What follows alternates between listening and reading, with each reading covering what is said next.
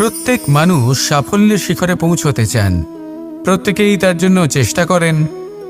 প্রত্যেকেই এটা চান যে নিজের নিজের ক্ষেত্রে আমি সর্বোচ্চ শিখরে পৌঁছব। এবার সবসময় আমাদের প্রতিভা পূর্ণরূপে আমাদের সহায়ক হতে পারে না। কখনো কখনো আমরা সেই কাজ একা করতে পারি না। কখনো কখনো আমাদের সাহায্যের প্রয়োজন পড়ে। আর ঠিক এমন সময় বেশিরভাগ মানুষ ভুল করে ফেলেন। আর ভুল হলো এটাই যে কিছু ব্যক্তি এতটাই তাড়াতাড়ি সাফল্যের শিখরে পৌঁছতে চান যে কারোর হাত ধরে পরবর্তী সিঁড়িতে ওঠার বদলে তিনি কারোর পা ধরে ওপরে যাওয়াটাই শ্রেয় বলে মনে করেন। এবার সাফল্য দুজনেই লাভ করেন, কিন্তু কাহিনীর এখানে সূত্রপাত ঘটে। যে ব্যক্তি কারোর হাত ধরে ওপরে পৌঁছন সে অন্যের জন্য নিজের হাতটা বাড়িয়ে দেন, তাকে সাহায্য করেন, তাকে প্রেরণা প্রদান করেন। নতুন সম্পর্ক তৈরি হয়, বন্ধুত্বের বৃদ্ধি ঘটে এবং এই শ্রেষ্ঠ সম্পর্কগুলির সাথে উনি শ্রেষ্ঠ জীবন যাপন করেন। অন্যদিকে সেই ব্যক্তি যে কারোর পা ধরে সাফল্য অর্জন করেছিলেন সেই ব্যক্তি শুধু একজন দাস হয়ে থেকে যান। শুধু তাকে দেওয়া সমস্ত আদেশ পালন করেন তিনি। তার নিজের কোনো ব্যক্তিত্ব গড়ে ওঠে না।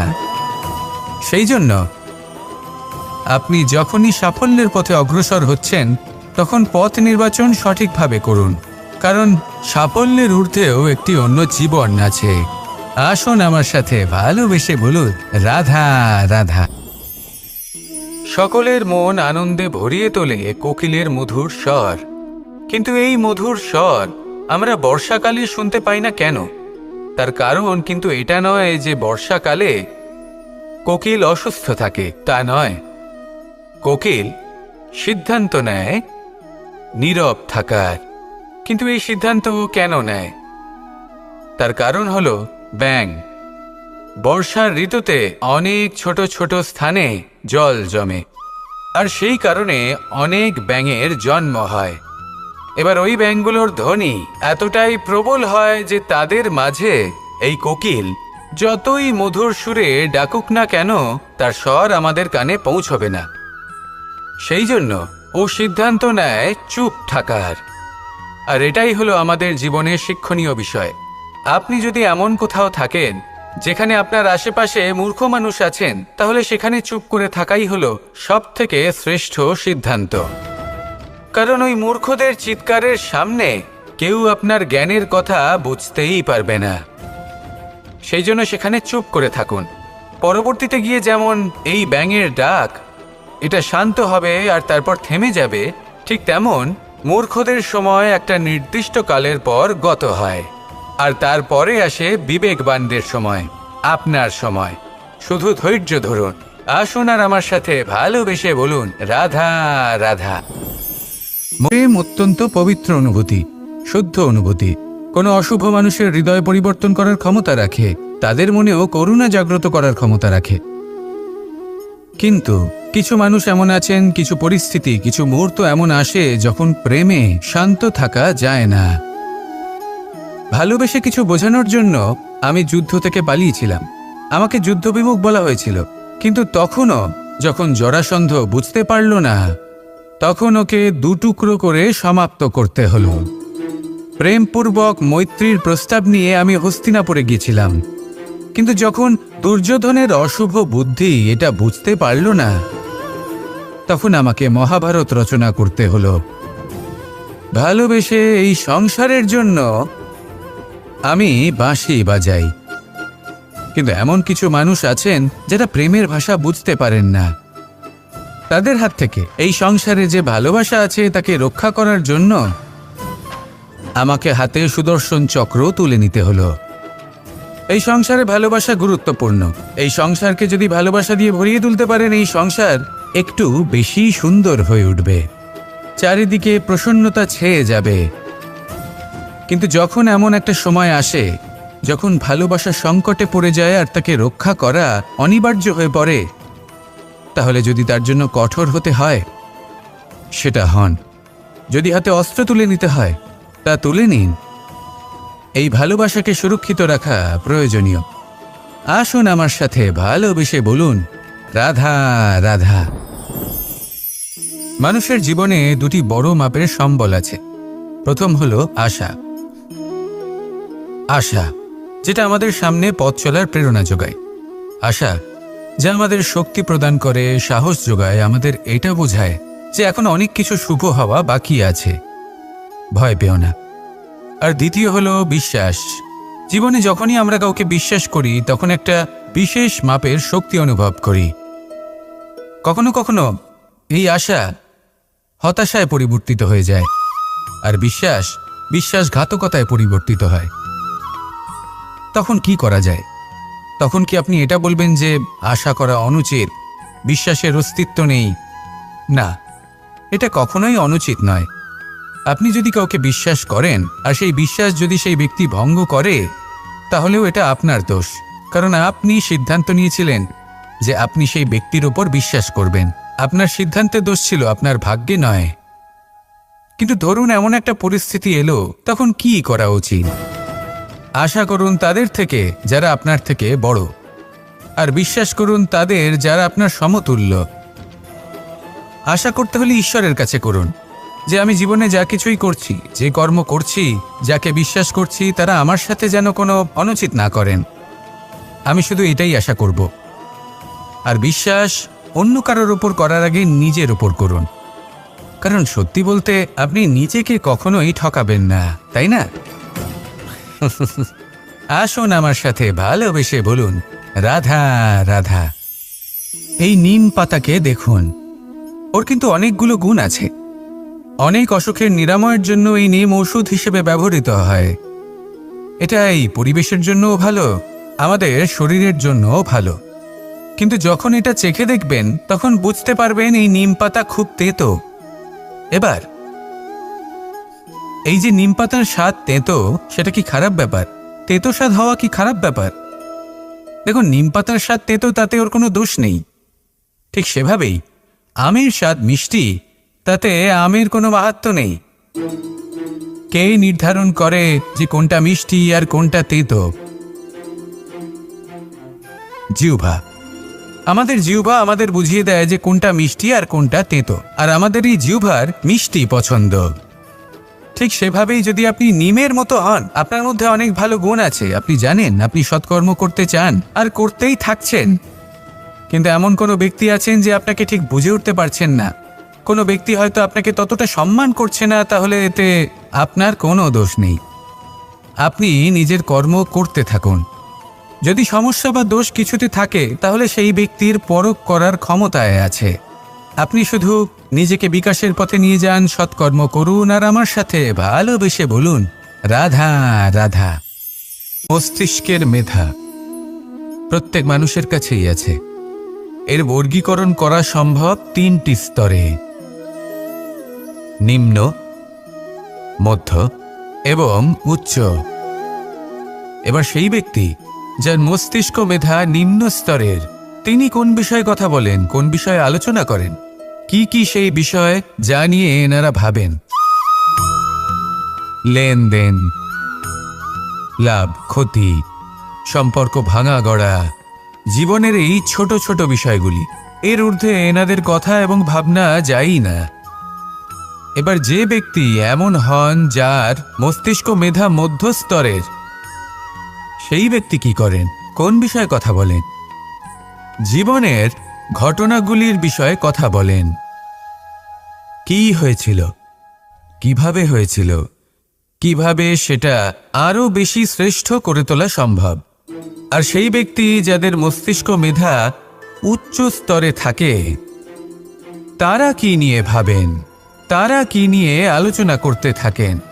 তিনি ভাবেন যে কিভাবে নিজের চিন্তাভাবনা আরো বেশি শ্রেষ্ঠ করে তোলা সম্ভব। তিনি ভাবেন যে কিভাবে আমরা নিজেদের অপগুণগুলিকে দূর করে দিতে পারি, কারণ সেটা করতে পারলে জীবন আপনা থেকেই শ্রেষ্ঠ হয়ে উঠবে। মস্তিষ্ক মেধা আমাদের সবার কাছে আছে। এবার আমাদের এটা বেছে নিতে হবে যে কোন স্তরটা আমরা আপন করতে চাই। যদি আজকের এই মুহূর্তে আপনি নিম্ন স্তরেও থাকেন, তাহলে তা মেনে নিন, চিন্তার কোনো বিষয় নেই। এখনো চাইলে আপনি উচ্চ স্তরে পৌঁছতেই পারেন। সেটাই বেছে নিন, জীবন শ্রেষ্ঠ করে তুলুন, আর আমার সাথে ভালোবেসে বলুন, রাধা রাধা। অত্যন্ত শ্রেষ্ঠ একটা কথা আছে, যদি একটা দরজা বন্ধ হয় তাহলে ঈশ্বর নিজে আমাদের জন্য আরেকটা দরজা খুলে দেন। কিন্তু কিছু মানুষ আছেন যারা এটা ভাবেন যে আমার সাথে তো এরকম হলোই না, আমাদের জন্য তো কোনো নতুন দরজা খুলল না, কোনো নতুন পথ আমরা খুঁজে পেলাম না। সেই বিষয়ে আমরা চিন্তা করি, দুঃখ পাই যে এরকম কেন হলো। কখনো কখনো নতুন দরজা উন্মুক্ত হয়, কিন্তু পুরনো যে বন্ধ দরজা আছে তার সামনেই আমরা দুঃখী হয়ে বসে থাকি, আর এমন ভাবে বসে থাকি যে নতুন দরজার দিকে আমাদের চোখই যায় না। কখনো কখনো ঈশ্বর জেনে শুনেই আমাদের জন্য নতুন দরজা, নতুন পথ উন্মুক্ত করেন না, কারণ তিনি চান যে আমরা যেন পরিশ্রম করি, কর্ম করি, নিজেকে আরও বেশি শ্রেষ্ঠ করে তুলি, সক্ষম হই, আর নিজের পথ আমরা নিজেই খুঁজে নিই। কখনো কখনো এমনও হয় যে ঈশ্বর চান যে আমরা যেন সেই পথে চলতে শুরু করে দিই। ভবিষ্যতে গিয়ে ঈশ্বর আমাদের সবকিছুই প্রদান করেন। মনে রাখবেন, যে ব্যক্তি নিজের বাড়িতে এসে নিজের দুঃখ নিয়ে বিলাপ করতে থাকেন, সুখ তার দরজায় পৌঁছে গিয়েও বন্ধ দরজা দেখে ফিরে চলে যায়। তাই দুঃখ আমাদের সকলের জীবনে আছে, কিন্তু সেই দুঃখকে আঁকড়ে ধরে বসে থাকবেন না, তাহলে আপনি আসন্ন সুখও ভোগ করতে পারবেন না। আসুন আমার সাথে ভালোবেসে বলুন, রাধা রাধা। জীবনে এমন কিছু কাজ রয়েছে যা আমাদের কখনোই করা উচিত নয়, যেমন আশা করা। যদি আপনি আশা করেন আর আপনার আশা পূর্ণ না হয়, আপনি খুবই কষ্ট পাবেন। এবার আপনি যদি প্রতীক্ষা করেন, করতেই থাকেন, আর সেই ব্যক্তি যদি না আসে, তাহলেও খুব কষ্ট পাবেন। আর হলো তুলনা। আপনি যদি তুলনা করতে যান তাহলে এটাই ভাববেন যে হয় আমি বা অন্য কোনো ব্যক্তি, এই দুজনের মধ্যে কোনো এক ব্যক্তি নিকৃষ্ট, আর এই ভাবনাটাই হলো অনুচিত। যদি আমরা কথা বলি সেই সব বিষয়ে যা আমাদের করা উচিত, যেমন পরীক্ষা। এই পরীক্ষা সবসময় আমাদের আরো সফল করে তোলে, আরো শ্রেষ্ঠ করে তোলে, আরো উৎকৃষ্ট করে তোলে। আসন্ন মহাসংগ্রামের জন্য আমাদের প্রস্তুত করে তোলে এই পরীক্ষা। তাই এই পরীক্ষার থেকে কখনোই পালাবেন না, এর সম্মুখীন হন। আর হলো কর্ম। কর্ম করা কখনোই বন্ধ করবেন না। তুলনা করার বদলে কর্ম করুন, প্রতীক্ষা করার বদলে কর্ম করুন, আর আশা করার বদলে কর্মই করুন। জীবন সফল হয়ে যাবে। দেখুন, সবার শেষে সত্যি বলতে এই কর্ম আর এই পরীক্ষা, এই দুই আমাদের জীবনকে সুখী করে তুলতে পারে। আসুন আর আমার সাথে ভালোবেসে বলুন, রাধা রাধা। মানুষ তার জীবনে শিক্ষা এবং প্রেম, এই দুই লাভ করে তার মাতা, পিতা এবং গুরুর কাছ থেকে। কিন্তু মানুষ সবথেকে বেশি ভালোবাসে নিজের মাতাকে, কারণ মাতা খুব নির্মল চিত্তে ভালোবাসে, শান্ত মনে আমাদের অন্তরে শক্তির সঞ্চার করে থাকেন, আমাদের উৎসাহ দেন, বলশালী করে তোলেন। ব্যাপারটা কিন্তু এমন নয় যে আমরা নিজেদের বাবা বা গুরুকে ভালোবাসি না, তাদেরকেও আমরা অত্যন্ত ভালোবাসি, শুধু ওনাদের কঠোর ব্যবহার দেখলে আমরা একটু ভয় পেয়ে যাই। এবার ওনাদের এই কঠোর ব্যবহার আমাদের ভালো না লাগলেও অত্যন্ত আবশ্যক, কারণ মাতার থেকে আমরা যে শক্তি লাভ করি তা যেন নিয়ন্ত্রণ হারিয়ে বিধ্বংসী না হয়ে ওঠে, আমরা যেন কোনো কুপথে না চলে যাই, আমরা কখনো যেন দোষ না করে ফেলি। শুধু সেই জন্য পিতা এবং গুরু একটু কঠোর হয়ে ওঠেন, এবং ওনাদের এই কঠোর আচরণ ভবিষ্যতে গিয়ে আমরা অবশ্যই বুঝতে পারি। জীবনে কিছু বছর আমরা এগিয়ে যাই আর তারপর আমরা বুঝতে পারি যে বাবা এবং গুরু আমাদের যথেষ্ট ভালোবাসতেন, কিন্তু ওনাদের ভালোবাসার বহিঃপ্রকাশ আলাদা। প্রয়োজনীয় হলো এটা দেখার, এটা বোঝার যে শুরু থেকে আমাদের প্রতি ওনাদের আচরণ কেমন ছিল। ওনাদের কঠোর হওয়ার পেছনে ওনাদের ভালোবাসাটা বোঝার চেষ্টা করুন, ওনাদের চিন্তাটা বোঝার চেষ্টা করুন, ওনাদের পথপ্রদর্শনের আড়ালে আপনার ভবিষ্যতের জন্য যে পরিকল্পনা ওনারা করেছেন সেটা বোঝার চেষ্টা করুন। তখন আপনারা বুঝতে পারবেন ওনাদের ভালোবাসাকে। আপনার মনের মধ্যে আপনা থেকেই ওনাদের প্রতি সম্মান জেগে উঠবে। নিজের পিতা এবং নিজের গুরু, এই দুজনের প্রতি কৃতজ্ঞতা প্রকাশ করুন আর আমার সাথে ভালোবেসে বলুন, রাধা রাধা। জীবনে গতি অত্যন্ত গুরুত্বপূর্ণ, মতিও হলো গুরুত্বপূর্ণ, এবং তার থেকেও বেশি গুরুত্বপূর্ণ হলো সঙ্গতি। একটা জলের ফোঁটা, তার মধ্যে গতি থাকে। প্রকৃতির মধ্যে তা লাভ করার ইচ্ছে নিহিত থাকে। কিন্তু এই যে সঙ্গতি, তা নির্ধারিত করে যে এই জলের ফোঁটা ঝিনুকের মুখে পড়ে মুক্তোতে পরিণত হবে, নাকি বিষাক্ত সাপের মুখে পড়ে বিষে পরিণত হবে। এবার দেখুন, এই জঞ্জাল স্বর্ণকারের দোকানের সামনেও থাকে এবং জঞ্জাল একজন ব্যবসাদারের দোকানেও থাকে। কিন্তু জঞ্জাল যা স্বর্ণকারের দোকানে থাকে তা ব্যবসাদারের দোকানের জঞ্জালের থেকে অনেক বেশি মূল্যবান, কারণ তার মধ্যে সোনার কণার সঙ্গতি থাকে।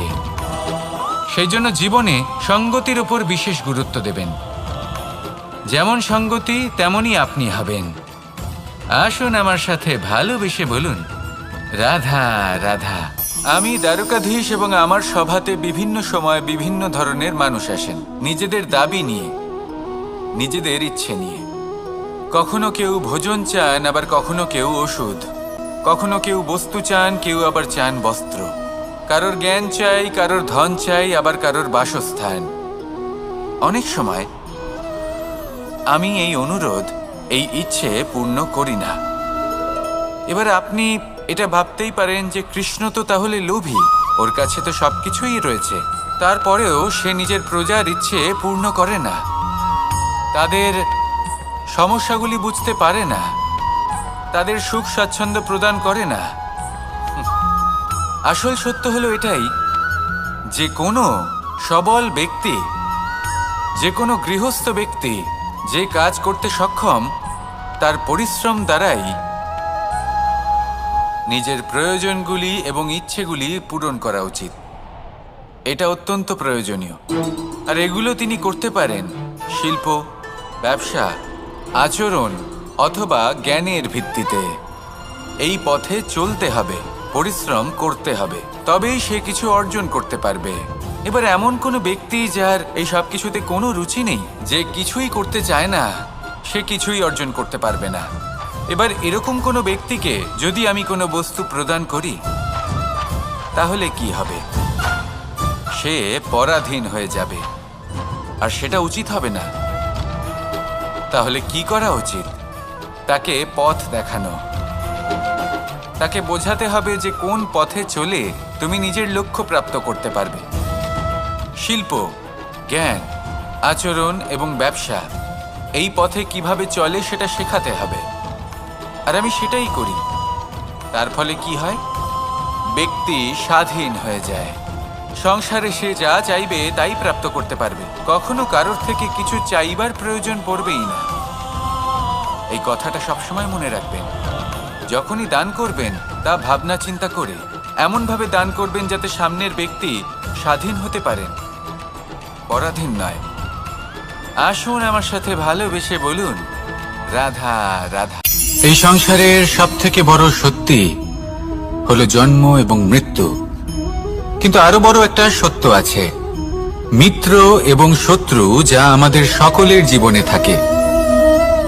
মিত্র সে যে আমাদের সঙ্গ দেয় এবং সংসারের সব থেকে উঁচু শিখরে আমাদের নিয়ে যায়, এবং শত্রু সে যে যে কোনো মুহূর্তে যে কোনো শিখর থেকে আমাদের নিচে ফেলে দিতে পারে। এবার বিচিত্র ব্যাপার হলো এটাই যে আমরা নিজেরাই এদের সাথে নিয়ে চলি, নিজেরাই এদের পালন করি। তা কি করে? প্রথমে বুঝুন এই মিত্র এবং শত্রু কারা। আপনার নিজের মন, আর কেউ নয়। এই মনই হলো মিত্র যখন তাতে ভারসাম্য বজায় থাকে, তা নিয়ন্ত্রিত থাকে, তা পবিত্র হয়। কিন্তু যদি এই মন অনিয়ন্ত্রিত হয়ে পড়ে, যদি আপনাকে সে নিয়ন্ত্রণ করতে শুরু করে, তখন সেই আপনার সব থেকে বড় শত্রু হয়। সেই জন্য এই মনের ওপর নিয়ন্ত্রণ রাখতে শিখুন, এতে ভারসাম্য বজায় রাখতে শিখুন। তাহলে আপনি এমন এক বন্ধুকে পাবেন যে আপনাকে এই সংসারের শিখরে পৌঁছে দেবে। আসুন আমার সাথে ভালোবেসে বলুন, রাধা রাধা। ঈশ্বর আসলে কে? সংসারের বেশিরভাগ মানুষের কাছে ঈশ্বর হলেন এই সংসারের রচয়িতা, পালনকর্তা। কারোর কাছে উনি জ্ঞাতা, কারোর কাছে উনি হলেন আস্থার প্রতীক, আবার কারোর জন্য শুধুমাত্র অন্ধ বিশ্বাস।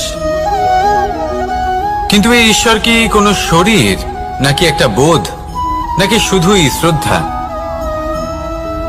ঈশ্বর হলেন তিনি যিনি হলেন আপনার ইষ্ট। সেই জন্যই তো গুরু, মাতা, পিতা এনাদেরও ঈশ্বরই বলা হয়েছে। যাদেরকে আমরা ঈশ্বর বলে মনে করি, যারা আমাদের ইষ্ট, তারা আমাদের একটি পথ দেখান, একটি দিকে চালিত করেন। সেই পথে চলে আপনি শুভ কর্ম করতে পারেন। আর যখন কোনো ব্যক্তি তার ঈশ্বরের আদেশ পালন করেন, তখন সে নিজে থেকেই শুভ পথে অগ্রসর হয়ে যান।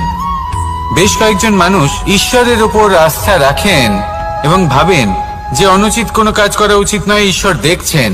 ওনারা ভয় পান যে কোনো অনুচিত কর্ম করলে কে জানে তার পরিণাম কি হবে। এমন অনেক ব্যক্তি রয়েছেন যারা ঈশ্বরকে বিশ্বাস করেন এবং জানেন যে ঈশ্বর তাদেরকে দেখছেন। তাই যে যে শুভ কর্ম ওনারা করেছেন তার ফল তারা অবশ্যই পাবেন।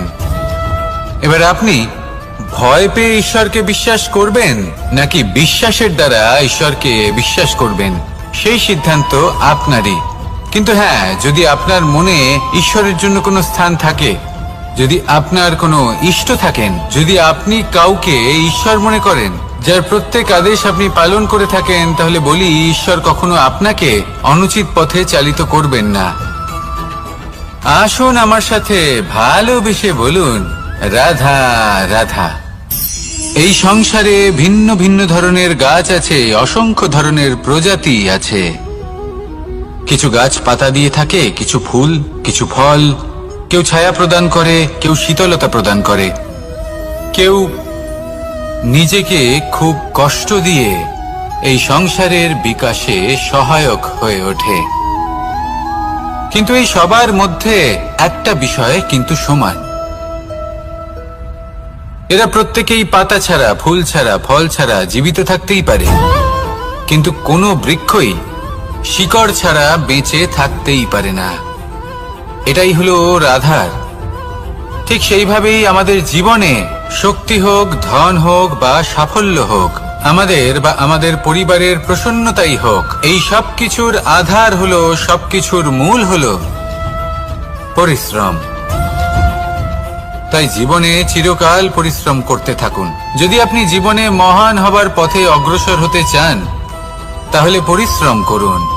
এই পরিশ্রম দ্বারাই নিজের পরিবারকে প্রসন্ন করুন, নিজের বন্ধুদের প্রসন্ন করুন, এই সমাজকে গর্বিত করুন। আসুন আমার সাথে ভালোবেসে বলুন, রাধা রাধা। প্রত্যেক মানুষ সাফল্যের শিখরে পৌঁছতে চান, প্রত্যেকেই তার জন্য চেষ্টা করেন। প্রত্যেকেই এটা চান যে নিজের নিজের ক্ষেত্রে আমি সর্বোচ্চ শিখরে পৌঁছব। এবার সবসময় আমাদের প্রতিভা পূর্ণরূপে আমাদের সহায়ক হতে পারে না। কখনো কখনো আমরা সেই কাজ একা করতে পারি না, কখনো কখনো আমাদের সাহায্যের প্রয়োজন পড়ে। আর ঠিক এমন সময় বেশিরভাগ মানুষ ভুল করে ফেলেন। আর ভুল হলো এটাই যে কিছু ব্যক্তি এতটাই তাড়াতাড়ি সাফল্যের শিখরে পৌঁছতে চান যে কারোর হাত ধরে পরবর্তী সিঁড়িতে ওঠার বদলে তিনি কারোর পা ধরে ওপরে যাওয়াটাই শ্রেয় বলে মনে করেন। এবার সাফল্য দুজনেই লাভ করেন, কিন্তু কাহিনীর এখানে সূত্রপাত ঘটে। যে ব্যক্তি কারোর হাত ধরে ওপরে পৌঁছন, সে অন্যের জন্য নিজের হাতটা বাড়িয়ে দেন, তাকে সাহায্য করেন, তাকে প্রেরণা প্রদান করেন। নতুন সম্পর্ক তৈরি হয়, বন্ধুত্বের বৃদ্ধি ঘটে এবং এই শ্রেষ্ঠ সম্পর্কগুলির সাথে উনি শ্রেষ্ঠ জীবন যাপন করেন। অন্যদিকে সেই ব্যক্তি যে কারোর পা ধরে সাফল্য অর্জন করেছিলেন, সেই ব্যক্তি শুধু একজন দাস হয়ে থেকে যান। শুধু তাকে দেওয়া সমস্ত আদেশ পালন করেন তিনি, তার নিজের কোনো ব্যক্তিত্ব গড়ে ওঠে না। সেই জন্য আপনি যখনই সাফল্যের পথে অগ্রসর হচ্ছেন, তখন পথ নির্বাচন সঠিকভাবে করুন, কারণ সাফল্যের ঊর্ধ্বেও একটি অন্য জীবন আছে। আসুন আমার সাথে ভালোবেসে বলুন, রাধা রাধা। সকলের মন আনন্দে ভরিয়ে তোলে কোকিলের মধুর স্বর। কিন্তু এই মধুর স্বর আমরা বর্ষাকালে শুনতে পাই না কেন? তার কারণ কিন্তু এটা নয় যে বর্ষাকালে কোকিল অসুস্থ থাকে, তা নয়। কোকিল সিদ্ধান্ত নেয় নীরব থাকার। কিন্তু এই সিদ্ধান্ত কেন নেয়? তার কারণ হলো ব্যাঙ। বর্ষার ঋতুতে অনেক ছোট ছোট স্থানে জল জমে, আর সেই কারণে অনেক ব্যাঙের জন্ম হয়। এবার ওই ব্যাঙগুলোর ধ্বনি এতটাই প্রবল হয় যে তাদের মাঝে এই কোকিল যতই মধুর সুরে ডাকুক না কেন, তার স্বর আমাদের কানে পৌঁছবে না। সেই জন্য ও সিদ্ধান্ত নেয় চুপ থাকার। আর এটাই হলো আমাদের জীবনের শিক্ষণীয় বিষয়। আপনি যদি এমন কোথাও থাকেন যেখানে আপনার আশেপাশে মূর্খ মানুষ আছেন, তাহলে সেখানে চুপ করে থাকাই হলো সবথেকে শ্রেষ্ঠ সিদ্ধান্ত। কারণ ওই মূর্খদের চিৎকারের সামনে কেউ আপনার জ্ঞানের কথা বুঝতেই পারবে না। সেই জন্য সেখানে চুপ করে থাকুন। পরবর্তীতে গিয়ে যেমন এই ব্যাঙের ডাক এটা শান্ত হবে আর তারপর থেমে যাবে, ঠিক তেমন মূর্খদের সময় একটা নির্দিষ্ট কালের পর গত হয়, আর তারপরে আসে বিবেকবানদের সময়, আপনার সময়। শুধু ধৈর্য ধরুন। আসুন আর আমার সাথে ভালোবেসে বলুন, রাধা রাধা। প্রেম অত্যন্ত পবিত্র অনুভূতি, শুদ্ধ অনুভূতি। কোনো অশুভ মানুষের হৃদয় পরিবর্তন করার ক্ষমতা রাখে, তাদের মনেও করুণা জাগ্রত করার ক্ষমতা রাখে। কিন্তু কিছু মানুষ এমন আছেন, কিছু পরিস্থিতি, কিছু মুহূর্ত এমন আসে যখন প্রেমে শান্ত থাকা যায় না। ভালোবেসে কিছু বোঝানোর জন্য আমি যুদ্ধ থেকে পালিয়েছিলাম। আমাকে যুদ্ধবিমুখ বলা হয়েছিল, কিন্তু তখনও যখন জরাসন্ধ বুঝতে পারল না, তখন ওকে দুটুকরো করে সমাপ্ত করতে হলো। প্রেমপূর্বক মৈত্রীর প্রস্তাব নিয়ে আমি হস্তিনাপুরে গিয়েছিলাম, কিন্তু যখন দুর্যোধনের অশুভ বুদ্ধি এটা বুঝতে পারল না, তখন আমাকে মহাভারত রচনা করতে হলো। ভালোবেসে এই সংসারের জন্য আমি বাঁশি বাজাই। কিন্তু এমন কিছু মানুষ আছেন যারা প্রেমের ভাষা বুঝতে পারেন না। তাদের হাত থেকে এই সংসারে যে ভালোবাসা আছে তাকে রক্ষা করার জন্য আমাকে হাতে সুদর্শন চক্র তুলে নিতে হলো। এই সংসারে ভালোবাসা গুরুত্বপূর্ণ। এই সংসারকে যদি ভালোবাসা দিয়ে ভরিয়ে তুলতে পারেন, এই সংসার একটু বেশি সুন্দর হয়ে উঠবে, চারিদিকে প্রসন্নতা ছেয়ে যাবে। কিন্তু যখন এমন একটা সময় আসে যখন ভালোবাসা সংকটে পড়ে যায় আর তাকে রক্ষা করা অনিবার্য হয়ে পড়ে, তাহলে যদি তার জন্য কঠোর হতে হয় সেটা হন। যদি হাতে অস্ত্র তুলে নিতে হয় তা তুলে নিন। এই ভালোবাসাকে সুরক্ষিত রাখা প্রয়োজনীয়। আসুন আমার সাথে ভালোবেসে বলুন, রাধা রাধা। মানুষের জীবনে দুটি বড় মাপের সম্বল আছে। প্রথম হলো আশা। আশা যেটা আমাদের সামনে পথ চলার প্রেরণা যোগায়। আশা যা আমাদের শক্তি প্রদান করে, সাহস যোগায়, আমাদের এটা বোঝায় যে এখন অনেক কিছু শুভ হওয়া বাকি আছে, ভয় পেও না। আর দ্বিতীয় হলো বিশ্বাস। জীবনে যখনই আমরা কাউকে বিশ্বাস করি তখন একটা বিশেষ মাপের শক্তি অনুভব করি। কখনো কখনো এই আশা হতাশায় পরিবর্তিত হয়ে যায়, আর বিশ্বাসঘাতকতায় পরিবর্তিত হয়। তখন কি করা যায়? তখন কি আপনি এটা বলবেন যে আশা করা অনুচিত, বিশ্বাসের অস্তিত্ব নেই? না, এটা কখনোই অনুচিত নয়। আপনি যদি কাউকে বিশ্বাস করেন আর সেই বিশ্বাস যদি সেই ব্যক্তি ভঙ্গ করে, তাহলেও এটা আপনার দোষ, কারণ আপনি সিদ্ধান্ত নিয়েছিলেন যে আপনি সেই ব্যক্তির ওপর বিশ্বাস করবেন। আপনার সিদ্ধান্তে দোষ ছিল, আপনার ভাগ্যে নয়। কিন্তু ধরুন এমন একটা পরিস্থিতি এলো, তখন কি করা উচিত? আশা করুন তাদের থেকে যারা আপনার থেকে বড়, আর বিশ্বাস করুন তাদের যারা আপনার সমতুল্য। আশা করতে হলে ঈশ্বরের কাছে করুন যে আমি জীবনে যা কিছুই করছি, যে কর্ম করছি, যাকে বিশ্বাস করছি, তারা আমার সাথে যেন কোনো অনুচিত না করেন। আমি শুধু এটাই আশা করব। আর বিশ্বাস অন্য কারোর ওপর করার আগে নিজের ওপর করুন, কারণ সত্যি বলতে আপনি নিজেকে কখনোই ঠকাবেন না, তাই না? আসুন আমার সাথে ভালোবেসে বলুন, রাধা রাধা। এই নিম পাতাকে দেখুন, ওর কিন্তু অনেকগুলো গুণ আছে। অনেক অসুখের নিরাময়ের জন্য এই নিম ওষুধ হিসেবে ব্যবহৃত হয়। এটা এই পরিবেশের জন্যও ভালো, আমাদের শরীরের জন্যও ভালো। কিন্তু যখন এটা চেখে দেখবেন তখন বুঝতে পারবেন এই নিম পাতা খুব তেতো। এবার এই যে নিম পাতার স্বাদ তেতো, সেটা কি খারাপ ব্যাপার? তেতো স্বাদ হওয়া কি খারাপ ব্যাপার? দেখুন, নিম পাতার স্বাদ তেতো, তাতে ওর কোনো দোষ নেই। ঠিক সেভাবেই আমের স্বাদ মিষ্টি, তাতে আমের কোনো মাহাত্ম্য নেই। কে নির্ধারণ করে যে কোনটা মিষ্টি আর কোনটা তেতো? জিহ্বা। আমাদের জিহ্বা আমাদের বুঝিয়ে দেয় যে কোনটা মিষ্টি আর কোনটা তেতো, আর আমাদের এই জিহ্বার মিষ্টি পছন্দ। ঠিক সেভাবেই যদি আপনি নিমের মতো হন, আপনার মধ্যে অনেক ভালো গুণ আছে, আপনি জানেন, আপনি সৎকর্ম করতে চান আর করতেই থাকছেন, কিন্তু এমন কোনো ব্যক্তি আছেন যে আপনাকে ঠিক বুঝে উঠতে পারছেন না। কোনো ব্যক্তি হয়তো আপনাকে ততটা সম্মান করছে না, তাহলে এতে আপনার কোনো দোষ নেই। আপনি নিজের কর্ম করতে থাকুন। যদি সমস্যা বা দোষ কিছুতে থাকে, তাহলে সেই ব্যক্তির পরখ করার ক্ষমতায় আছে। আপনি শুধু নিজেকে বিকাশের পথে নিয়ে যান, সৎকর্ম করুন আর আমার সাথে ভালোবেসে বলুন, রাধা রাধা।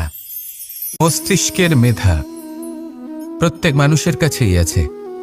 এর বর্গীকরণ করা সম্ভব 3টি স্তরে: নিম্ন, মধ্য এবং উচ্চ। এবার সেই ব্যক্তি যার মস্তিষ্ক মেধা নিম্ন স্তরের, তিনি কোন বিষয়ে কথা বলেন, কোন বিষয়ে আলোচনা করেন, কি কি সেই বিষয় যা নিয়ে এনারা ভাবেন? লেনদেন, লাভ ক্ষতি, সম্পর্ক ভাঙা গড়া, জীবনের এই ছোট ছোট বিষয়গুলি। এর ঊর্ধ্বে এনাদের কথা এবং ভাবনা যায়ই না। এবার যে ব্যক্তি এমন হন যার মস্তিষ্ক মেধা মধ্যস্তরের, সেই ব্যক্তি কি করেন, কোন বিষয়ে কথা বলেন? জীবনের ঘটনাগুলির বিষয়ে কথা বলেন। কি হয়েছিল, কিভাবে হয়েছিল, কিভাবে সেটা আরো বেশি শ্রেষ্ঠ করে তোলা সম্ভব। আর সেই ব্যক্তি যাদের মস্তিষ্ক মেধা উচ্চ স্তরে থাকে, তারা কি নিয়ে ভাবেন, তারা কি নিয়ে আলোচনা করতে থাকেন? তিনি ভাবেন যে কিভাবে নিজের চিন্তাভাবনা আরো বেশি শ্রেষ্ঠ করে তোলা সম্ভব। তিনি ভাবেন যে কিভাবে আমরা নিজেদের অপগুণগুলিকে দূর করে দিতে পারি, কারণ সেটা করতে পারলে জীবন আপনা থেকেই শ্রেষ্ঠ হয়ে উঠবে। মস্তিষ্ক মেধা আমাদের সবার কাছে আছে। এবার আমাদের এটা বেছে নিতে হবে যে কোন স্তরটা আমরা আপন করতে চাই। যদি আজকের এই মুহূর্তে আপনি নিম্ন স্তরেও থাকেন, তাহলে তা মেনে নিন, চিন্তার কোনো বিষয় নেই। এখনো চাইলে আপনি উচ্চ স্তরে পৌঁছতেই পারেন। সেটাই বেছে নিন, জীবন শ্রেষ্ঠ করে তুলুন আর আমার সাথে ভালোবেসে বলুন, রাধা রাধা। অত্যন্ত শ্রেষ্ঠ একটা কথা আছে, যদি একটা দরজা বন্ধ হয়, তাহলে ঈশ্বর নিজে আমাদের জন্য আরেকটা দরজা খুলে দেন। কিন্তু কিছু মানুষ আছেন যারা এটা ভাবেন যে আমার সাথে তো এরকম হলোই না, আমাদের জন্য তো কোনো নতুন দরজা খুলল না, কোনো নতুন পথ আমরা খুঁজে পেলাম না। সেই বিষয়ে আমরা চিন্তা করি, দুঃখ পাই যে এরকম কেন হলো। কখনো কখনো নতুন দরজা উন্মুক্ত হয়, কিন্তু পুরনো যে বন্ধ দরজা আছে তার সামনেই আমরা দুঃখী হয়ে বসে থাকি, আর এমন ভাবে বসে থাকি যে নতুন দরজার দিকে আমাদের চোখই যায় না। কখনো কখনো ঈশ্বর জেনে শুনেই আমাদের জন্য নতুন দরজা, নতুন পথ উন্মুক্ত করেন না, কারণ তিনি চান যে আমরা যেন পরিশ্রম করি, কর্ম করি, নিজেকে আরো বেশি শ্রেষ্ঠ করে তুলি, সক্ষম হই, আর নিজের পথ আমরা নিজেই খুঁজে নিই। কখনো কখনো এমনও হয় যে ঈশ্বর চান যে আমরা যেন সেই পথে চলতে শুরু করে দিই। ভবিষ্যতে গিয়ে ঈশ্বর আমাদের সবকিছুই প্রদান করেন। মনে রাখবেন, যে ব্যক্তি নিজের বাড়িতে এসে নিজের দুঃখ নিয়ে বিলাপ করতে থাকেন, সুখ তার দরজায় পৌঁছে গিয়েও বন্ধ দরজা দেখে ফিরে চলে যায়। তাই দুঃখ আমাদের সকলের জীবনে আছে, কিন্তু সেই দুঃখকে আঁকড়ে ধরে বসে থাকবেন না, তাহলে আপনি আসন্ন সুখও ভোগ করতে পারবেন না। আসুন আমার সাথে ভালোবেসে বলুন, রাধা রাধা। জীবনে এমন কিছু কাজ রয়েছে যা আমাদের কখনোই করা উচিত নয়, যেমন আশা করা। যদি আপনি আশা করেন আর আপনার আশা পূর্ণ না হয়, আপনি খুবই কষ্ট পাবেন। এবার আপনি যদি প্রতীক্ষা করেন, করতেই থাকেন, আর সেই ব্যক্তি যদি না আসে, তাহলেও খুব কষ্ট পাবেন। আর হলো তুলনা। আপনি যদি তুলনা করতে যান, তাহলে এটাই ভাববেন যে হয় আমি বা অন্য কোনো ব্যক্তি, এই দুজনের মধ্যে কোনো এক ব্যক্তি নিকৃষ্ট, আর এই ভাবনাটাই হলো অনুচিত। যদি আমরা কথা বলি সেই সব বিষয়ে যা আমাদের করা উচিত, যেমন পরীক্ষা, এই পরীক্ষা সবসময় আমাদের আরো সফল করে তোলে, আরো শ্রেষ্ঠ করে তোলে, আরো উৎকৃষ্ট করে তোলে। আসন্ন মহাসংগ্রামের জন্য আমাদের প্রস্তুত করে তোলে এই পরীক্ষা। তাই এই পরীক্ষার থেকে কখনোই পালাবেন না, এর সম্মুখীন হন। আর হলো কর্ম। কর্ম করা কখনোই বন্ধ করবেন না। তুলনা করার বদলে কর্ম করুন, প্রতীক্ষা করার বদলে কর্ম করুন, আর আশা করার বদলে কর্মই করুন। জীবন সফল হয়ে যাবে। দেখুন, সবার শেষে সত্যি বলতে এই কর্ম আর এই পরীক্ষা, এই দুই আমাদের জীবনকে সুখী করে তুলতে পারে। আসুন আর আমার সাথে ভালোবেসে বলুন, রাধা রাধা। মানুষ তার জীবনে শিক্ষা এবং প্রেম এই দুই লাভ করে তার মাতা, পিতা এবং গুরুর কাছ থেকে। কিন্তু মানুষ সবথেকে বেশি ভালোবাসে নিজের মাতাকে, কারণ মাতা খুব নির্মল চিত্তে ভালোবাসে, শান্ত মনে আমাদের অন্তরে শক্তির সঞ্চার করে থাকেন, আমাদের উৎসাহ দেন, বলশালী করে তোলেন। ব্যাপারটা কিন্তু এমন নয় যে আমরা নিজেদের বাবা বা গুরুকে ভালোবাসি না, তাদেরকেও আমরা অত্যন্ত ভালোবাসি, শুধু ওনাদের কঠোর ব্যবহার দেখলে আমরা একটু ভয় পেয়ে যাই। এবার ওনাদের এই কঠোর ব্যবহার আমাদের ভালো না লাগলেও অত্যন্ত আবশ্যক, কারণ মাতার থেকে আমরা যে শক্তি লাভ করি তা যেন নিয়ন্ত্রণ হারিয়ে বিধ্বংসী না হয়ে ওঠে, আমরা যেন কোনো কুপথে না চলে যাই, আমরা কখনো যেন দোষ না করে ফেলি। শুধু সেই জন্য পিতা এবং গুরু একটু কঠোর হয়ে ওঠেন, এবং ওনাদের এই কঠোর আচরণ ভবিষ্যতে গিয়ে আমরা অবশ্যই বুঝতে পারি। জীবনে কিছু বছর আমরা এগিয়ে যাই আর তারপর আমরা বুঝতে পারি যে বাবা এবং গুরু আমাদের যথেষ্ট ভালোবাসতেন, কিন্তু ওনাদের ভালোবাসার বহিঃপ্রকাশ আলাদা। প্রয়োজনীয় হলো এটা দেখার, এটা বোঝার যে শুরু থেকে আমাদের প্রতি ওনাদের আচরণ কেমন ছিল। ওনাদের কঠোর হওয়ার পেছনে ওনাদের ভালোবাসাটা বোঝার চেষ্টা করুন, ওনাদের চিন্তাটা বোঝার চেষ্টা করুন, ওনাদের পথপ্রদর্শনের আড়ালে আপনার ভবিষ্যতের জন্য যে পরিকল্পনা ওনারা করেছেন সেটা বোঝার চেষ্টা করুন। তখন আপনারা বুঝতে পারবেন ওনাদের ভালোবাসাকে। আপনার মনের মধ্যে আপনা থেকেই ওনাদের প্রতি সম্মান জেগে উঠবে। নিজের পিতা এবং নিজের গুরু এই দুজনের প্রতি কৃতজ্ঞতা প্রকাশ করুন আর আমার সাথে ভালোবেসে বলুন, রাধা রাধা। জীবনে গতি অত্যন্ত গুরুত্বপূর্ণ, মতিও হলো গুরুত্বপূর্ণ, এবং তার থেকেও বেশি গুরুত্বপূর্ণ হলো সঙ্গতি।